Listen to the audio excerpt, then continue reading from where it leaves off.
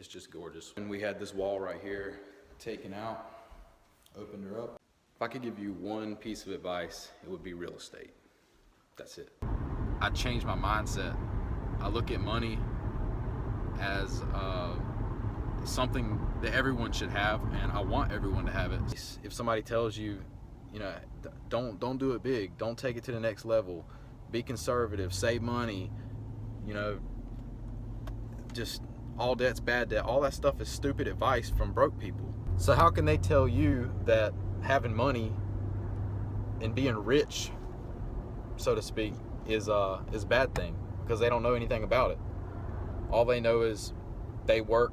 They're like 76% of Americans that work and live from paycheck to paycheck. They don't ever get ahead. They're so far behind that life's beating them down, and they're just listening to the media. I just don't know how else to say it. The media is so far out there. The media, I literally think you should check it out every now and then, but I think that's the reason people are so broke.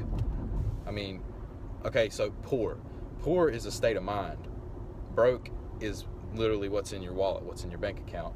So I would say poor, because watching the media, it just depresses you. It just makes you think that the world's a terrible place, that it never gets any better, and then you die. I mean, that's pretty much sums it up. So yeah, you develop a mindset called poor. Being poor in your life. You're born into the mindset, and you have to overcome that. Don't look at rich people and people that's got a lot more than you with anger in your eyes. Look at them and say, man, what do I got to do to get on that level? Because it ain't that complicated. I'm not very smart. I struggled in school so bad.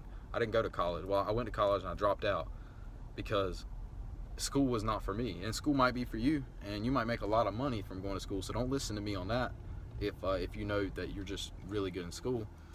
But I don't know. I just want to sum this up by saying I have always attracted money. Money just flies to me. Like, no matter what I do, I have turned it into money. And that is a mindset that I've had since I was little. I remember very specifically when I was, I don't know how old, but I remember the day in the event very specifically. I was in the Dollar General with my mom. I was looking up on the top shelf, and I seen this monster truck. It was a remote control monster truck, and it was about $25, and I wanted it really bad. And I asked my mom if I could have it, and she's like, no, we don't have that kind of money to just spend on a toy that you're gonna tear up. And I was looking at that truck, and she was like, if you want it, you're gonna have to work for it. And so I came home, and I'm like, all right, it's time to work. How do you do this thing? So start doing chores, start cleaning. I got the $25. I saved up the money. When I got that $25, I didn't buy the monster truck because I seen that I could get 50 pretty easy. If I could get to $50, I'd be rich. I'd be set, man. So my next goal became to get to $50. And I'm not saying save your way to being rich, because that is not how you do it. Nobody does that. I mean, that's the old way. That's what your grandparents tell you. That's what your parents tell you still. They don't get it. Man, saving your way to being rich, you know how much money loses its value every single day?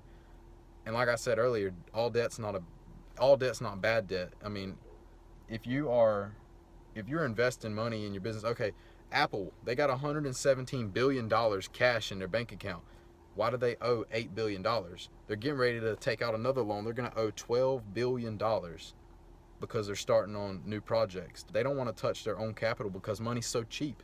It doesn't make sense to take all your money and risk your own money and potentially go bankrupt at some point when you can leverage other people's money. And look, if you take out a $100,000 loan or you take out a $1 billion loan, what do you think's worse?